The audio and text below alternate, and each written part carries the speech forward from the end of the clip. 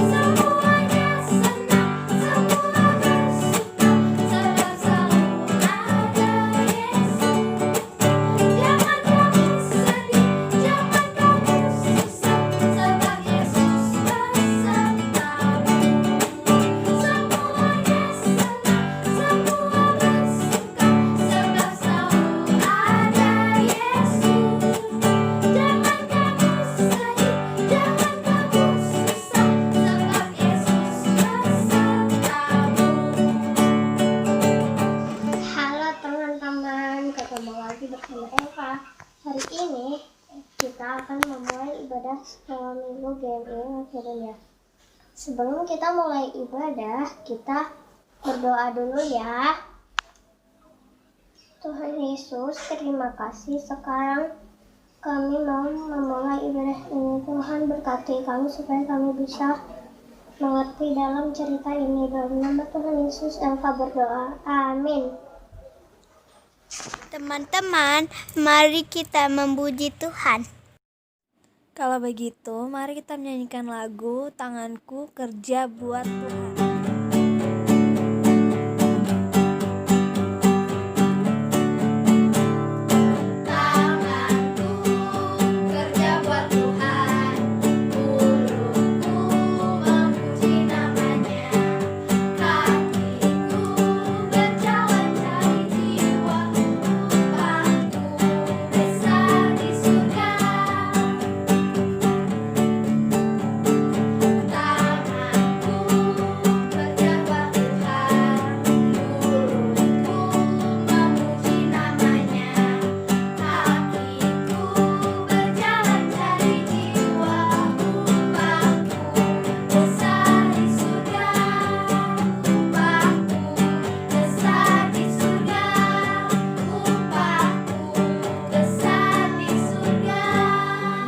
Kita memuji Tuhan menggunakan tubuh kita.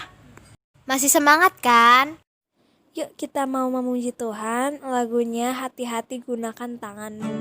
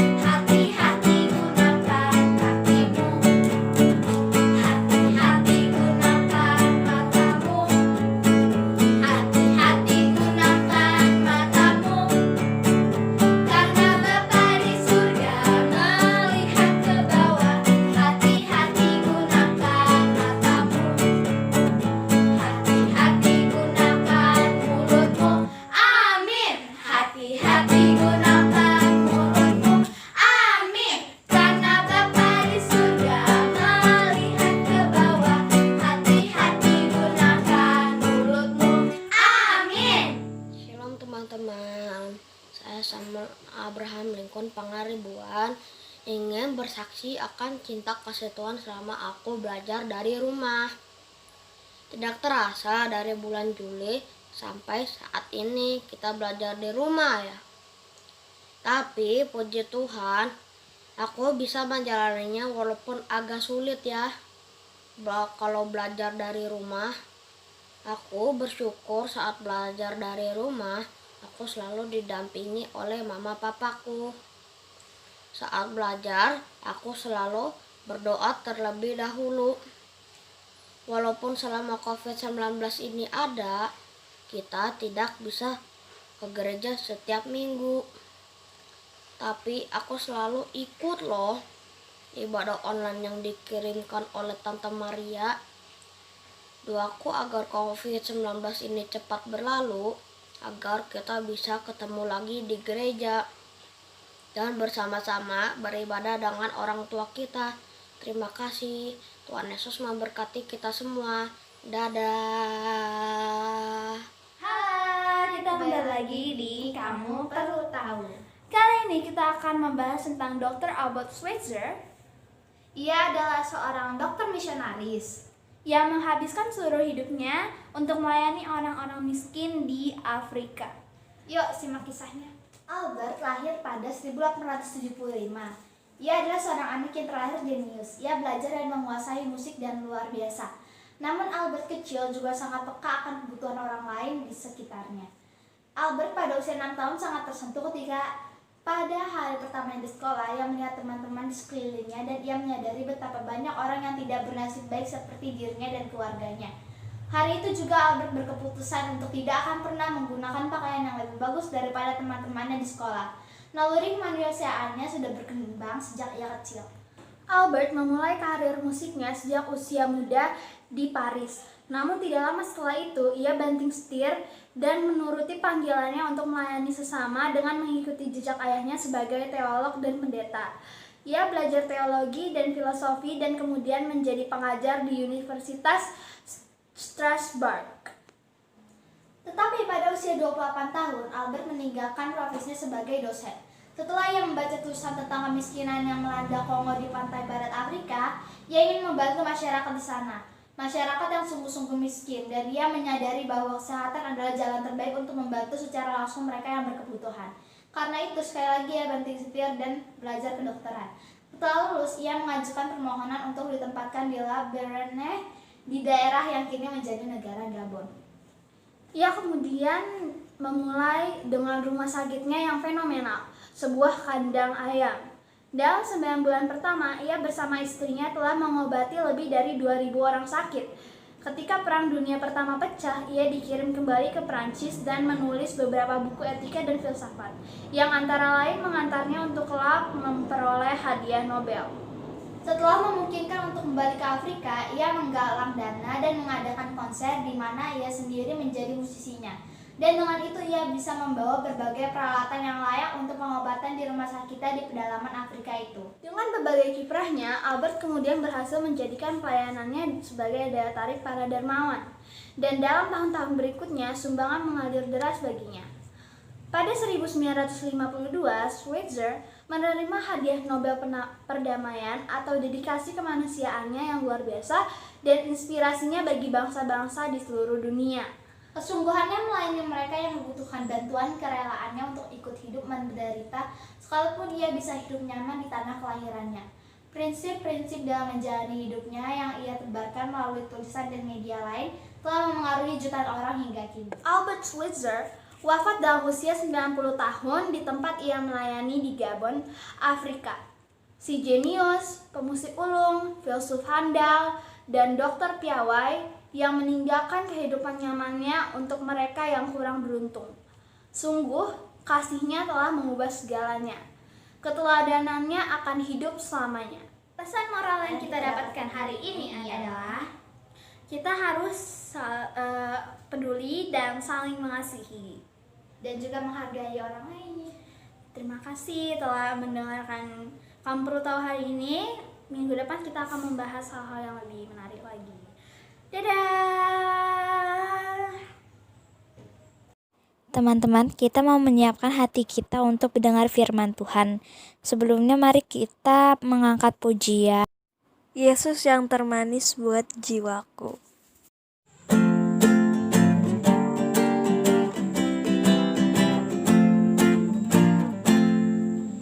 Yesus yang termanis buat jiwaku, buat jiwaku, buat jiwaku.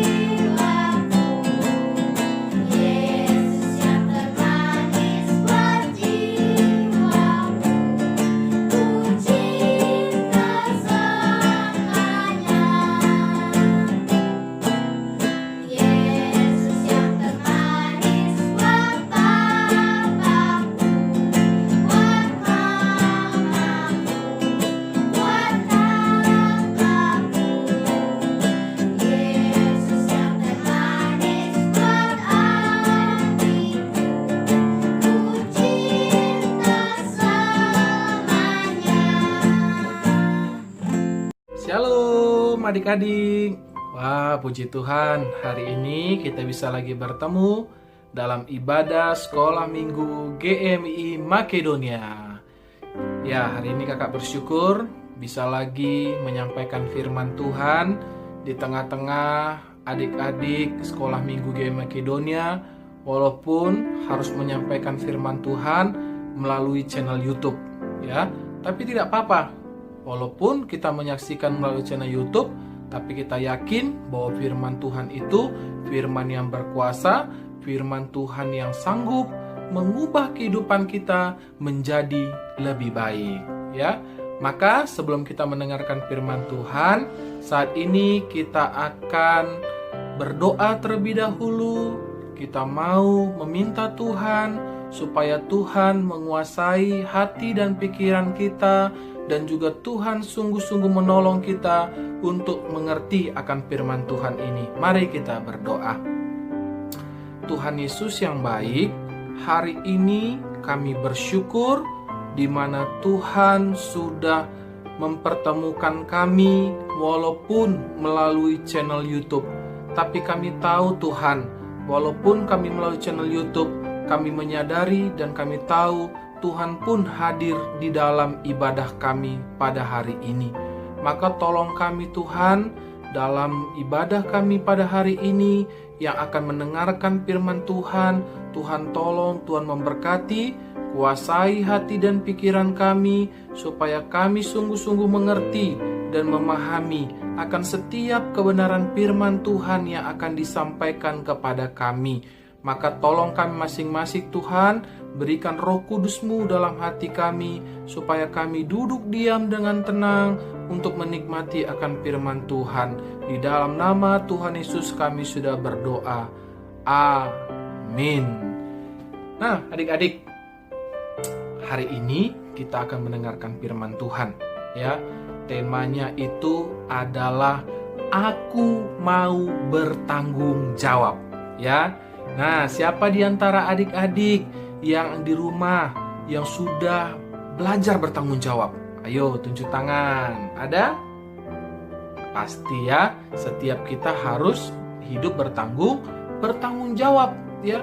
Walaupun dalam sekecil apapun itu, kita harus bertanggung jawab.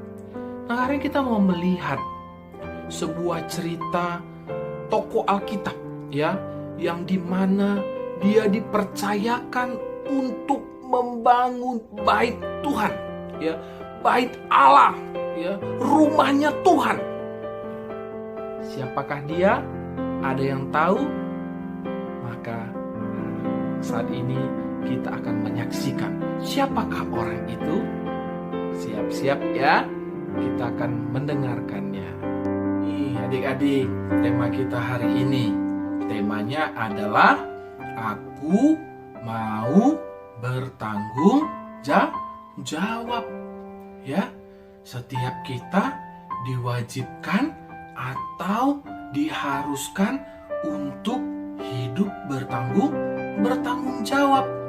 Ya, seperti firman Tuhan kita hari ini, di mana tokoh yang akan kita bahas hari ini dia juga dituntut satu tanggung jawab dalam hidupnya.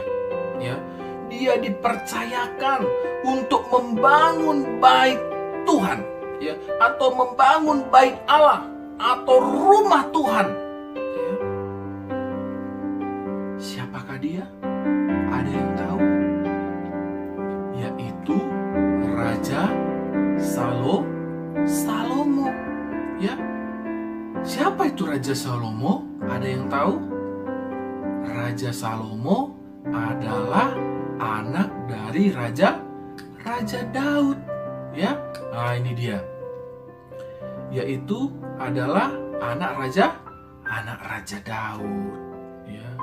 Nah, karena waktu itu Raja Daud sudah menjadi tua, maka yang melanjutkan kerajaan untuk memimpin bangsa Israel yaitu adalah Salomo, ya, yaitu anak Daud sendiri.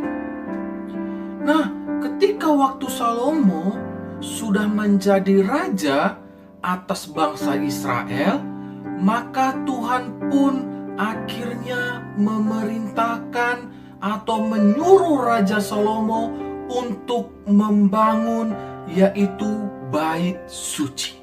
Ya, ini dia. Ya, waktu Tuhan bilang, "Hei Raja Salomo, aku mau kamu untuk membangun bait suci buatku." Ya. Nah, ketika waktu itu pun di kerajaan Tirus, ya, yang begitu jauh, ada sahabat Raja Daud. Ya. Namanya itu adalah Raja Hiram. Ya. Raja Hiram ini juga ingin membantu Raja Salomo pada waktu itu. Ya. Dia merindu untuk membantu Raja Salomo untuk membangun bait suci itu. Maka pada waktu itu pun Raja Hiram mengirimkan kayu aras, ya, dan juga mengirimkan kayu sanabor sebanyak yang Raja Salomo butuhkan. Ya, kita lihat ya, bagaimana orang-orang Raja Hiram itu menyuruh semua pasukannya, ya, menyuruh semua warganya untuk mengantarkan bantuan-bantuan kayu kepada Raja Salomo. Bukan sedikit, tetapi seberapa yang dibutuhkan oleh Raja Salomo. Maka itu pun diberikan Raja Hiram kepada Raja Salomo.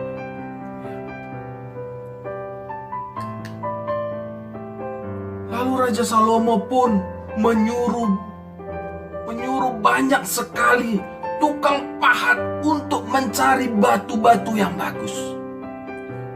Kita lihat ya, bagaimana Raja Salomo merancangkan pembangunan bait suci itu begitu luar biasa. Dia sampai memerintahkan kepada semua orang yang ahli batu, memahat batu, untuk memahat batu supaya membuat batu itu bagus dan indah.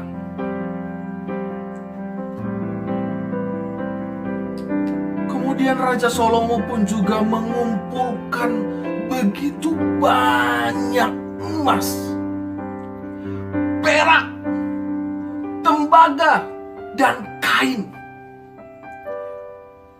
untuk waktu agar pembangunan bait suci itu bukan hanya sebatas pembangunan yang biasa-biasa, bukan hanya sebatas bangunan yang sederhana, atau bukan hanya sebatas pembangunan yang bersifat murahan, tidak. Tetapi Raja Salomo ingin memberikan yang terbaik, ingin menunjukkan suatu kualitas rumah Tuhan yang terbaik, sehingga dia harus mengumpulkan emas, perak, tembaga, dan kain-kain, sehingga waktu nanti itu dirancang, sehingga rumah itu pun, bait suci itu menjadi sesuatu yang indah.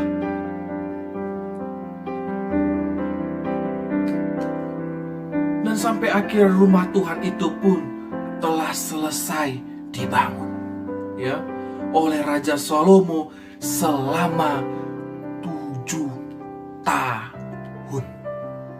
Ya. Betapa lamanya pembangunan itu.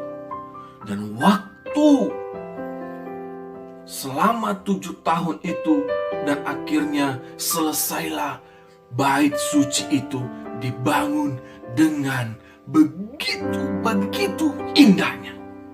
Ya, adik-adik bisa lihat ya, betapa indahnya bangunan bait suci itu dibuat oleh Raja Salomo.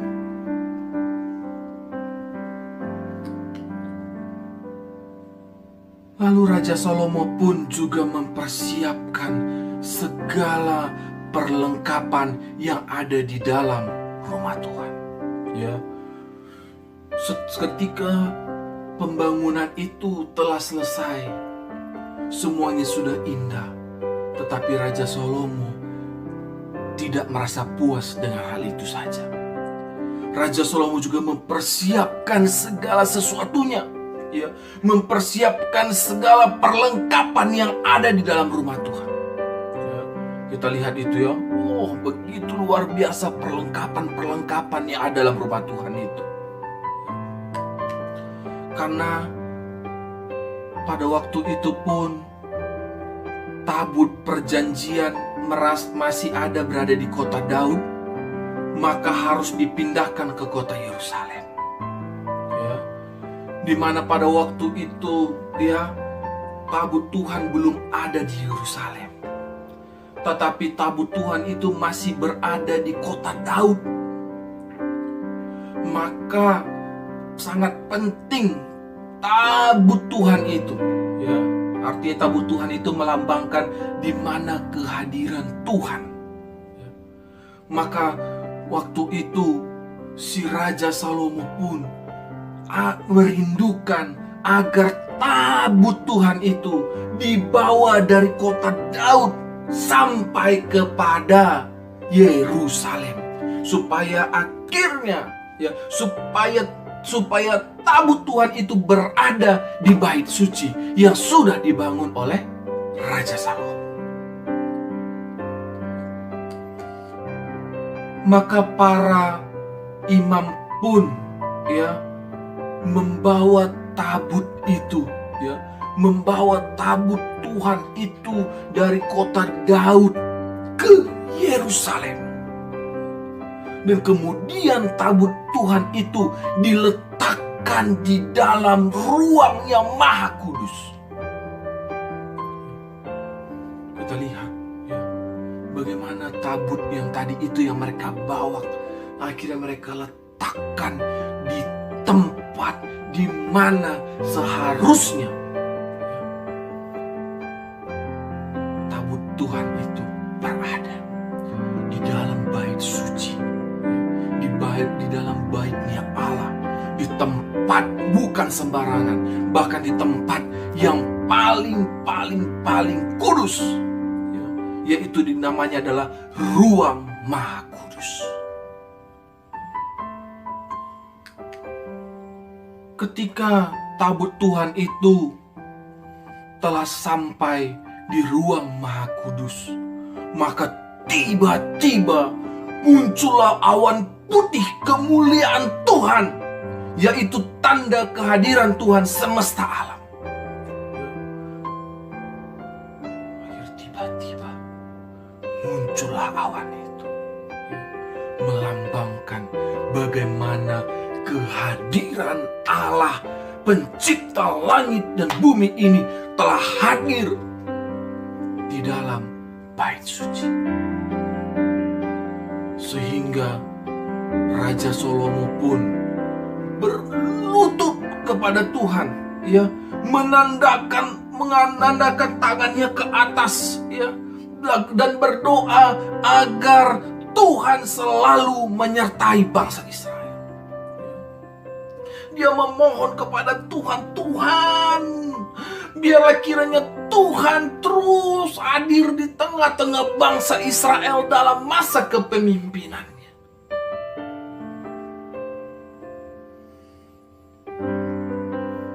Dan sampai Akhirnya Raja Salomo pun berkata kepada semua rakyatnya, agar semua rakyat mematuhi segala perintah Tuhan. Ya, kita lihat ya, bagaimana Raja Salomo berkata, "Hei seluruh masyarakat, agar semua kalian tetap mematuhi apa yang Tuhan perintahkan dan Tuhan ajarkan kepada kita. Jangan ada satu orang pun yang melanggar kepada perintah-perintah Tuhan. Jangan ada satu orang pun yang akhirnya melawan kepada apa yang menjadi ketetapan Tuhan."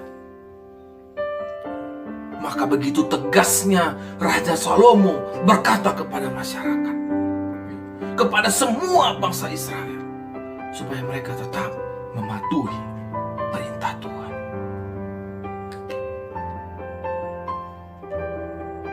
Setelah itu, semua orang Israel memuji Tuhan dan bergembira karena Tuhan sangat baik. Ya, karena Tuhan sangat baik kepada mereka.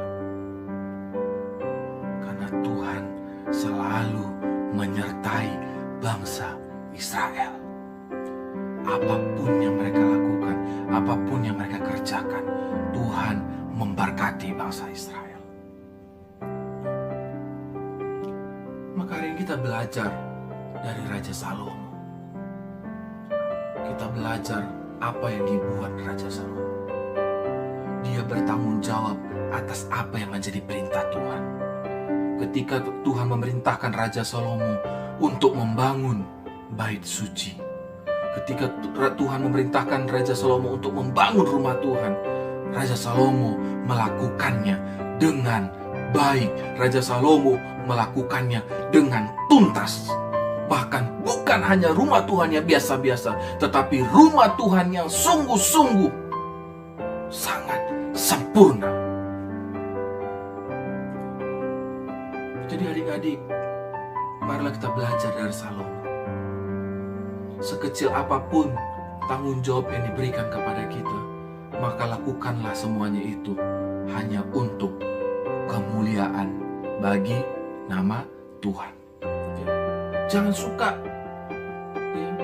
teledor dalam hal apapun. Jangan suka tidak melakukan apa yang menjadi tugas kita. Ya.